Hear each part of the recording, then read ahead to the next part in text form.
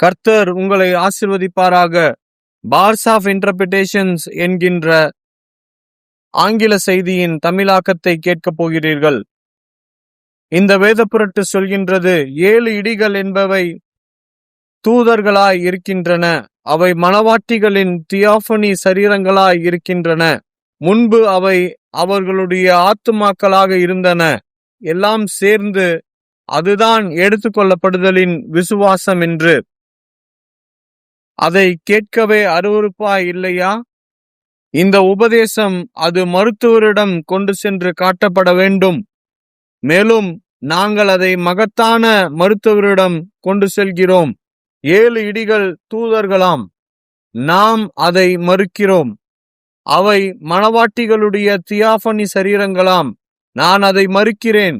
மேலும் அவை முன்பு அவர்களுடைய ஆத்துமாக்களாயிருந்தவை.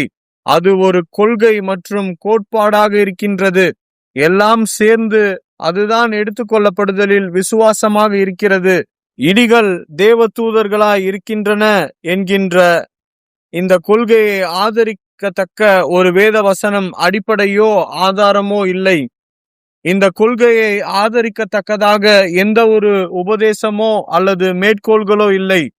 சகோதரன் பிரென்னாம் முத்திரைகளை திறந்த போது ஒரு இடத்தில் கூட இடிகள் என்பவை தேவ தூதர்களாக இருக்கலாம் என்று எங்குமே குறிப்பிட்டு சொல்லவில்லை.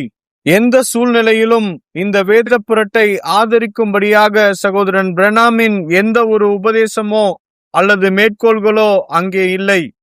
1961 பிரசங்கிக்கப்பட்ட சகோதரன் பிரென்னாமின் கேள்வி பதில்கள் என்கின்ற தலைப்பிலான போதனையில் அவர் அங்கே இப்படியாக சொல்லுகிறார். அவ்விதமாக தவறாக வியாக்கியானிக்கப்பட்ட தவறான காரியங்கள் பொருத்தப்பட்டிருக்கின்றன என்று. அங்கே அவர் பிதாவுக்கு முன்பாக அவருடைய பிள்ளைகளுடைய தூதர்கள் அனுதினமும் அவருடைய முகத்தை தரிசிக்கிறார்கள் என்பதை குறித்த கேள்விகளுக்கு பதிலளித்துக் கொண்டிருந்தார்.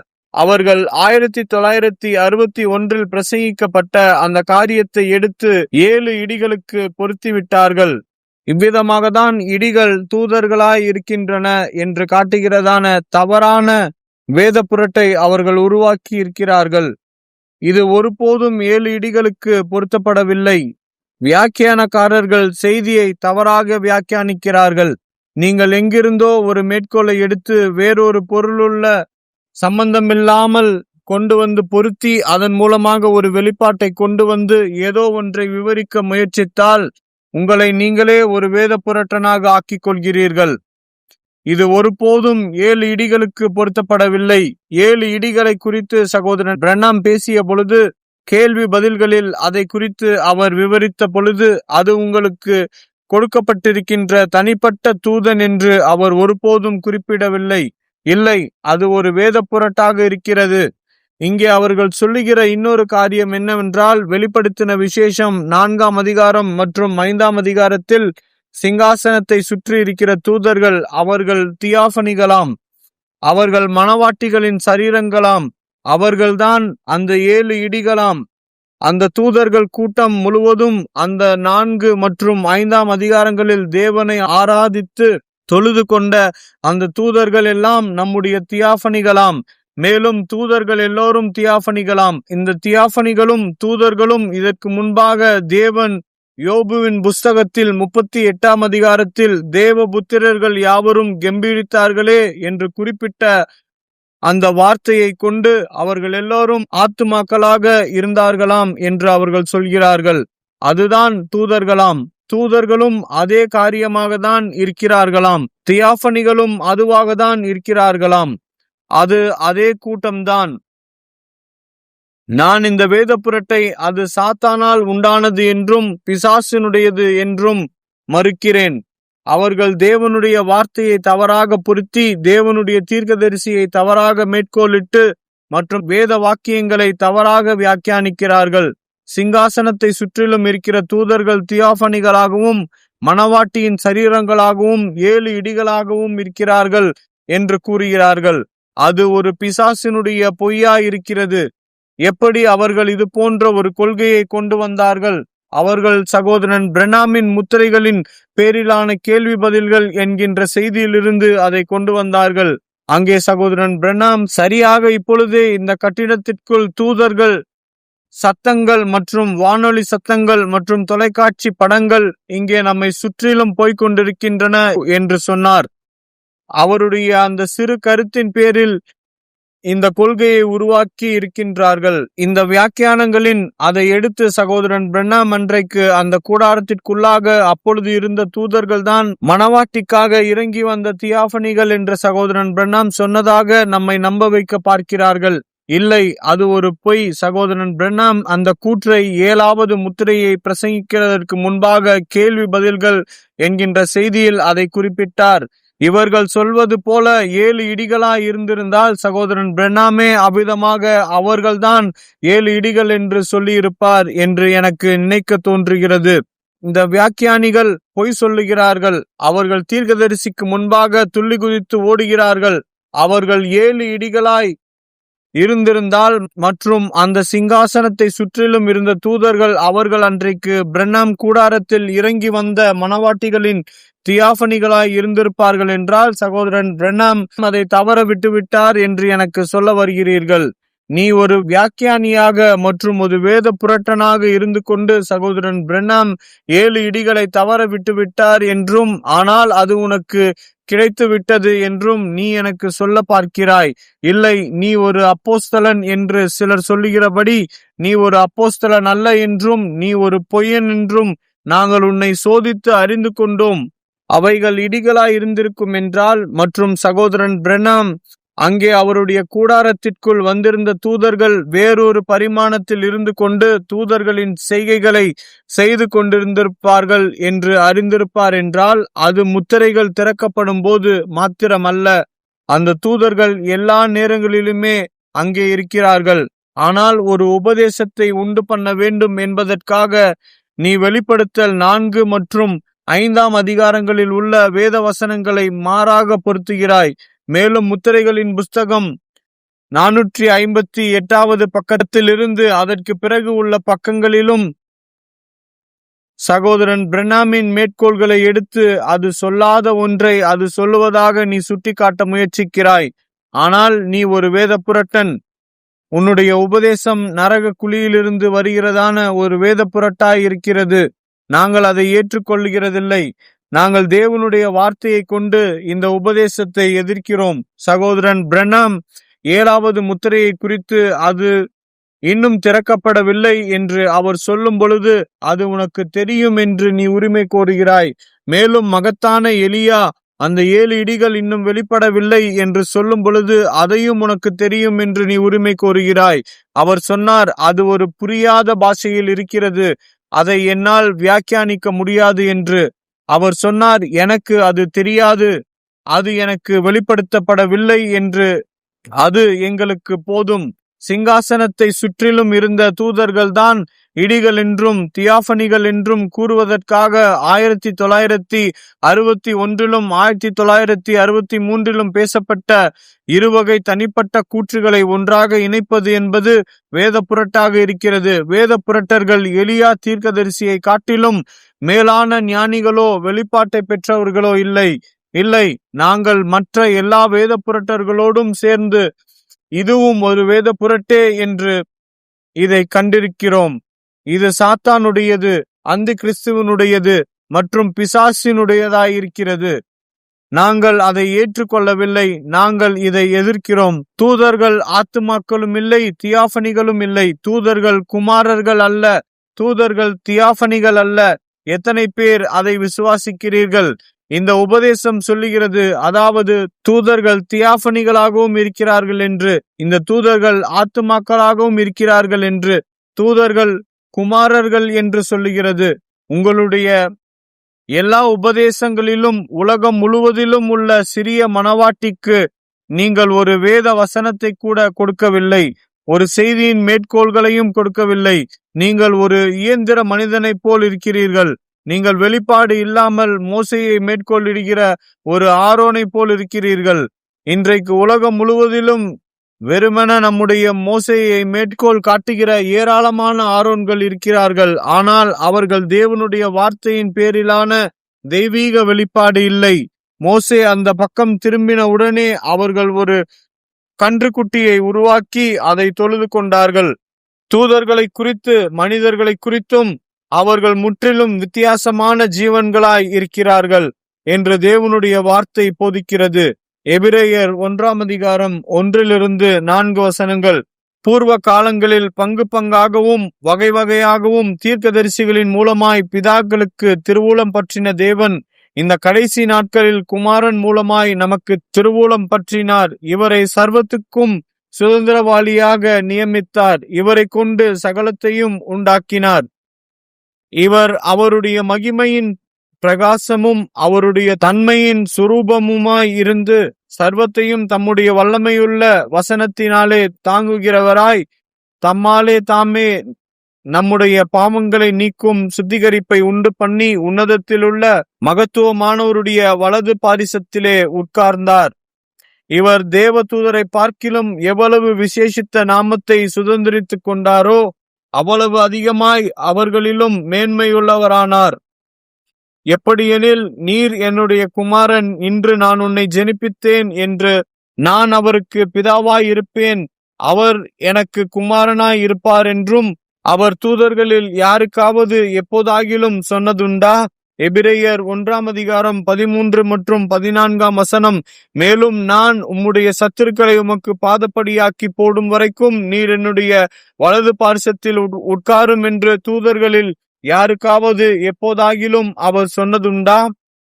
ரட்சிப்பை சுதந்திரிக்க போகிறவர்கள் நிமித்தமாக ஊழியம் செய்யும்படிக்கு அவர்கள் எல்லோரும் அனுப்பப்படும் பணிவிடை ஆவிகளாய் இருக்கிறார்கள் அல்லவா? தூதர்களின் எவரிடம் நீர் என்னுடைய குமாரன் என்று அவர் சொன்னார். ஆகையால் தூதர்கள் ஆத்துமாக்கள் அல்ல, தியாபனிகள் குமாரர்களாக இருக்கின்றனர். ஆத்துமாக்கள் குமாரர்களாய் இருக்கிறார்கள். தூதர்கள் என்னவாய் இருக்கிறார்கள் என்பதை என்னுடைய வேதம் எனக்கு கூறுகிறது. தூதர்கள் என்பவர்கள் பணிவிடை ஆவிகளாய் இருக்கிறார்கள். பணிவிடை ஆவிகள் என்றால் வேலைக்காரர்கள் என்று அர்த்தம். அவர்கள் தேவனால் தெரிந்து கொள்ளப்பட்டவர்களுக்கு ஊழியம் செய்கிறவர்கள். ஓ, தேவனுக்கு மகிமை உண்டாவதாக. அப்படி என்றால் தூதர்கள் ஆத்துமாக்கள் அல்ல, தூதர்கள் தியாபனிகள் அல்ல, அவர்கள் குமாரர்கள் அல்ல. ஆத்துமாக்களோ தியாபனிகளோ அல்ல. யோபு 38 யோபு பார்த்த அந்த கூட்ட மக்கள், அங்கே வேதம் சொல்கிறது, நான் பூமியை அஸ்திபாரப்படுத்துகிற போது நீ எங்கே இருந்தாய்? அப்பொழுது தேவபுத்திரர் எல்லாரும் கெம்பெரித்தார்களே என்று சொல்லப்பட்டவர்கள் தூதர்கள் அல்ல, அவர்கள் தியாபனிகளாயிருந்தார்கள். தூதர்கள் என்பவர்கள் சிருஷ்டிக்கப்பட்ட ஜீவன்கள்.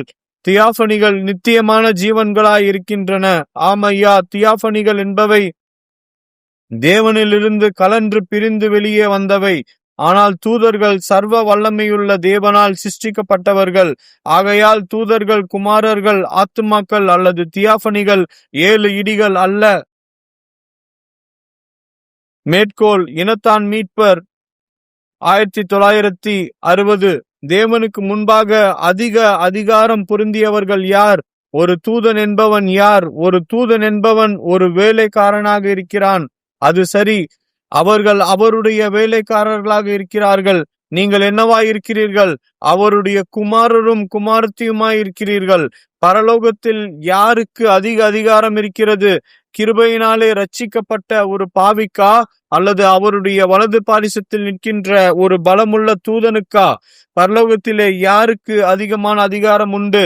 அவருடைய வலது பாரிசத்தில் பாவமல்லாமல் வீற்றிருந்த பிரதான தூதனை காட்டிலும் கிருபையினாலே ரட்சிக்கப்பட்ட ஒரு பாவிக்கே பரலோகத்தில் மிகுந்த அதிகாரம் உண்டாயிருக்கிறது. ஏனென்றால் அவன் ஒரு குமாரனாய் இருக்கிறான். அவன் வேலைக்காரனை காட்டிலும் குமாரனுக்கு தான் அதிக அதிகாரம் இருக்கிறது. உண்மையில். மேற்கோள்: எபிரேயர் புஸ்தகம் அதிகாரம் 5:6, 1957.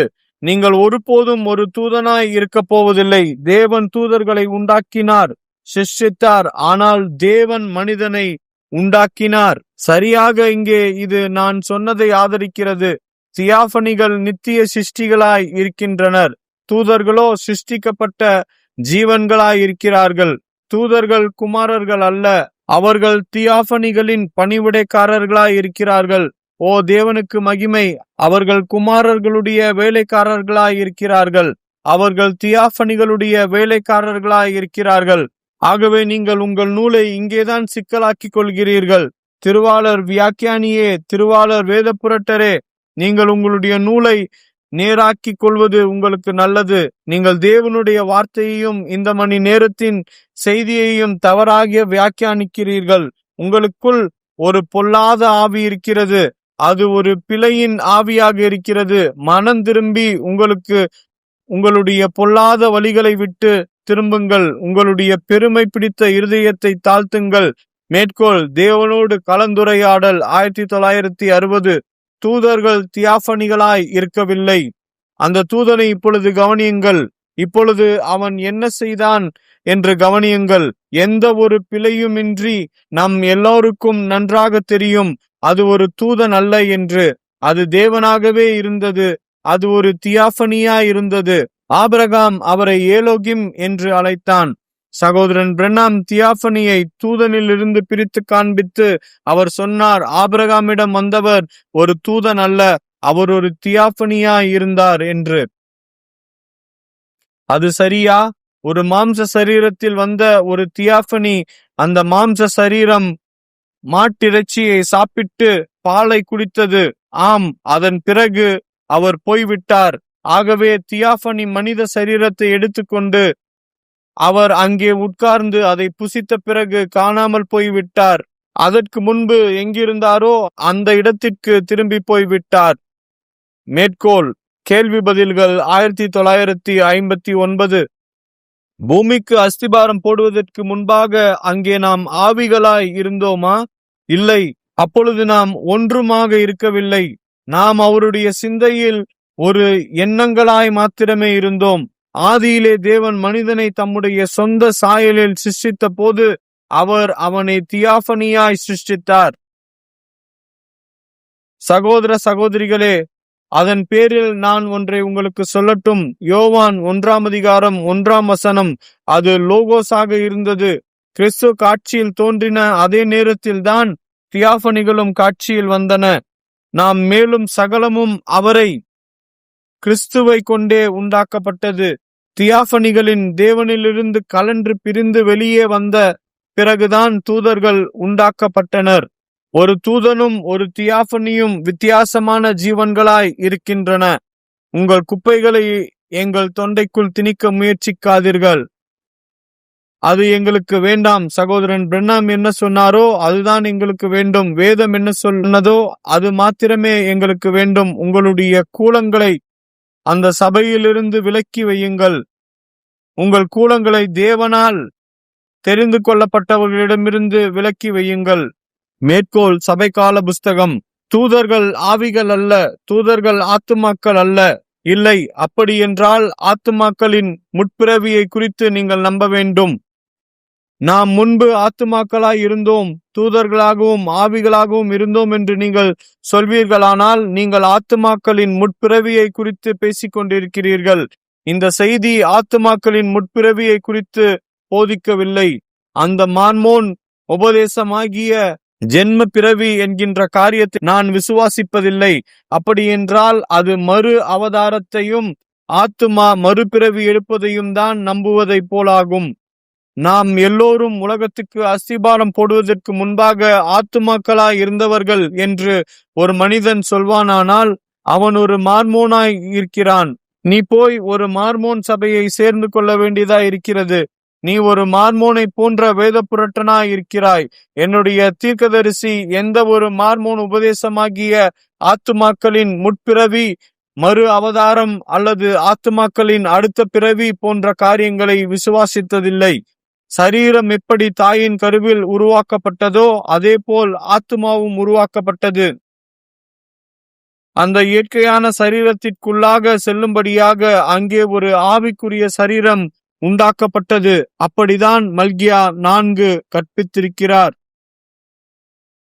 2 கொரிந்தியர் 5 பூமிக்குரிய கூடாரமாகிய நம்முடைய வீடு அழிந்து போனாலும் தேவனாலே கட்டப்பட்ட கைவேலை அல்லாத நித்திய வீடு பரலோகத்திலே நமக்கு உண்டென்று அறிந்திருக்கிறோம்.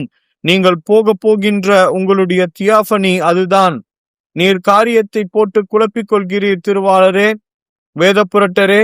இவை முற்றிலும் வித்தியாசமான 3 அமைப்புகளாயிருக்கின்றன. இவ்விதமாக தான் இந்த வேத புரட்டர்கள் மார்மோன்களாக இருக்கின்றனர். செய்தியின் உள்ள மார்மோன்களாகவும், செய்தியில் உள்ள இந்துக்களாகவும், செய்தியில் உள்ள புத்த மதத்தவர்களாகவும் இருக்கிறார்கள். நீங்கள் மனம் திரும்பி கர்த்தராகிய இயேசு கிறிஸ்துவை உங்கள் இரட்சகராக ஏற்றுக்கொள்ள வேண்டும். இதற்கு முன்பாக மனிதன் தியாபனிகளாய் இருந்தான். ஆனால் முற்றிலுமாக ஆத்துமாக்களாகவோ தூதர்களாகவோ அல்லது தியாபனிகளாகவோ இருக்கவில்லை. இந்த உபதேசத்தை கேளுங்கள். நான் சரியாக சொல்லுகிறேனா என்று பாருங்கள். தூதர்கள் ஆத்துமாக்களைப் போலவே இருக்கிறார்கள். ஆத்துமாக்கள் தியாபனிகளைப் போலவே இருக்கிறார்கள். மேலும் அந்த அமைப்பு 7 இடிகளை உண்டாக்குகிறது. அவர்கள் சொல்கிறார்கள், தூதர்கள் ஆத்துமாக்களைப் போலவே இருக்கிறார்கள், ஆத்துமாக்கள் தியாபனிகளைப் போலவே இருக்கிறார்கள். மேலும் அந்த அமைப்பு 7 இடிகளை உண்டாக்குகிறது. அது உலக தோற்றத்திற்கு முன்பாக இருந்தது என்று சொல்கிறார்கள். அப்படி என்றால் 7 இடிகள் உலக தோற்றத்திற்கு முன்பாகவே இருந்தன என்று நீங்கள் எனக்கு சொல்ல வருகிறீர்கள். அந்த ஆத்துமாக்கள் தான் இடிகளாய் இருந்தன என்று சொல்லுகிறீர்கள். உங்களுடைய இடிகள் உலகம் தூங்குவதற்கு முன்பாகவே இருந்தன.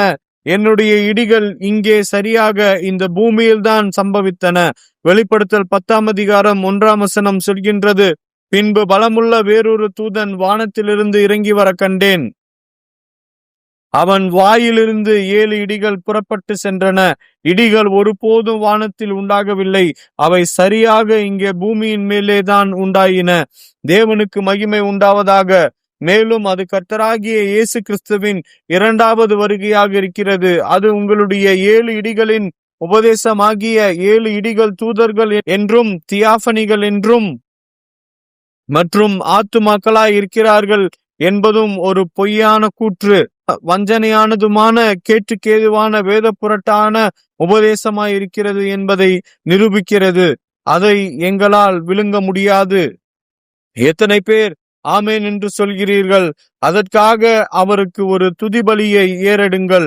சகோதரன் பிரண்ணாம் 7 முத்திரைகளின் செய்தி புத்தகத்தில் அவர் ஒரு பொருளாக எடுத்துக்கொண்டு அவர் அதை பிரசங்கித்த பொழுது அவர் அநேக வார்த்தைகளை கொண்டு 7 இடிகள் வெளிப்படவில்லை என்று திட்டவட்டமாக கூறியிருக்கும் பொழுது 7 இடிகள் வெளிப்பட்டு விட்டன என்று சொல்லுகிறதற்கு இவர்கள் யார்? தேவனுடைய தீர்க்கதரிசியை அந்த அளவுக்கு முரட்டுத்தனமாக எதிர்க்கிறதற்கு ஒரு மனிதனுக்கு அவனுடைய மூளை கெட்டு போயிருக்க வேண்டும். அவன் 10 அங்குல சிறை கம்பிகளுக்கு பின்னால் இருந்து கொண்டு பைத்தியம் பிடித்து அந்த இரும்பு கம்பிகளின் மேல் தன் தலையை மோதிக்கொண்டு அவனுடைய கண்களின் மேலாக புற்றுநோய் சதை வளர்ச்சி வளர்ந்து அவனுடைய கண்கள் மூடப்பட்டிருக்க வேண்டும். நாங்கள் மல்கியா 4 விசுவாசிக்கிறோம். அவர் ஒரு பொய்யர் என்று நாங்கள் நம்பவில்லை. அவர் சத்தியத்தை உரைத்தார். இந்த வேத புரட்டுக்கள் தான் தங்களுடைய உபதேசத்திற்கு ஒரு வழியை உண்டாக்குவதற்காக எல்லா இடங்களிலும் சுற்றி திரிந்து தேவனுடைய தீர்க்கதரிசி ஜனங்களை கவிழ்த்து போடுவதற்காக தான் அவ்வாறு கூறினார் என்று சொல்லிக் கொண்டு வருகிறார்கள். இவர்கள்தான் தங்களுடைய சொந்த வேத புரட்டுகளால் கவிழ்க்கப்பட்டு போயிருக்கிறார்கள். அது வெளிப்பட்டு விட்டது என்று சொல்வதற்கு நீ யார்? இன்னும் ஒரு படி மேலாய் போய் அது என்ன என்று சொல்வதற்கும் அதுவும் அதை தவறான விதத்தில் சொல்வதற்கும் நீ யார்? இடிகள் தான் தூதர்கள் என்று சொல்வதற்கு நீ யார்? இடிகள் ஆத்துமாக்கள் என்று சொல்வதற்கு நீ யார்? 7 இடிகள் தியாபனிகள் என்றும் பிரண்ணாம் கூடாரம் அதை காண தவறிவிட்டது என்று சொல்வதற்கு நீ யார்? மேலும் உன்னுடைய கொள்கையை நிலைநிறுத்த நீ வெளிப்படுத்தல் 4 மற்றும் 5 மேற்கோளிடுகிறாய். இல்லை ஐயா, நீ தடம் புரண்டு சென்று விட்டாய். நீ உன் இருதயத்தை தாழ்த்தி மனம் திரும்பு அல்லது அழிந்து போ.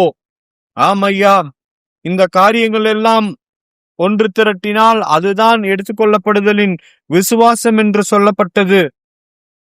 முத்திரைகள் திறக்கப்பட்ட பொழுது அங்கே என்ன சம்பவித்தது என்பதை நீங்கள் காணும் பொழுது அந்த தூதர்கள் மற்றும் தியாபனிகள் இறங்கி வந்து மற்ற எல்லா காரியங்களும் அங்கே சம்பவித்த பொழுது அதுதான் எடுத்துக்கொள்ளப்படுதலின் விசுவாசமாய் இருக்கிறது என்று சொல்லுகிறார்கள். இதைவிட அதிகமான எடுத்துக்கொள்ளப்படுதலின் விசுவாசத்தை யார் பெற முடியும்? இந்த வேத புரட்டு சொல்கிறது, அதாவது உங்களுடைய தியாபனி உங்கள் அருகில் இருக்கிறது என்கின்ற அறிவை நீங்கள் பெற்றிருந்தால் அதுவே உங்களுடைய எடுத்துக்கொள்ளப்படுதலின் விசுவாசமாம். அதுதான் எடுத்துக்கொள்ளப்படுதலின் விசுவாசமா? விசுவாசம் கேள்வியினாலே வரும், கேள்வி தேவனுடைய வார்த்தையினாலே வரும். எடுத்துக்கொள்ளப்படுதலின் விசுவாசமோ அல்லது எந்த விதமான விசுவாசமோ எதுவும் கேள்விப்படுதலின் மூலமாக தான் வரப்போகிறது. நீங்கள் ஒன்றை கேள்விப்பட வேண்டும். உலகம் முழுவதிலும் இருக்கிற இந்த கூட்டத்தாருக்கு எவ்வளவு எடுத்துக்கொள்ளப்படுதலின் விசுவாசம் இருக்கிறது என்று நான் ஆச்சரியப்படுகிறேன்.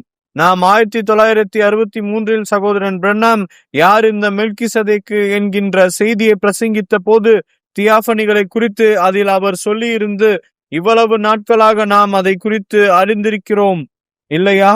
மேலும் சகோதர சகோதரிகளே, அது ஒரு சாதாரண வெளிப்பாடு. வேதம் கூட 2 கொரிந்தியர் 5ஆம் அதிகாரத்தில் நீண்ட நாட்களுக்கு முன்பாகவே அதை சொல்லி இருக்கிறது. பூமிக்குரிய நம்முடைய இந்த கூடாரமானது அழிந்து போனாலும் கையால் செய்யப்படாத பரலோகத்திற்குரிய நித்தியமான ஒரு கூடாரம் ஏற்கனவே நமக்காக காத்து கொண்டிருக்கிறது என்று நாம் எல்லா காலங்களிலுமே இவ்வாறு அறிந்திருக்கிறோம். அதாவது நாம் ஒரு சரீரத்தை விட்டு நீங்கி இன்னொரு சரீரத்திற்குள்ளாக போக போகிறோம். ஆனால் இதுவரைக்கும் நாம் பூமிக்குரியவர்களாக தான் இருக்கிறோம். ஆகையால் உங்களுடைய எடுத்துக்கொள்ளப்படுதலின் விசுவாசத்தை நான் மறுக்கிறேன். அது பிசாசினுடையது. ஆம், அது பிசாசினுடைய வியாக்கியானமாய் இருக்கிறது. அது மரணமாய் இருக்கிறது.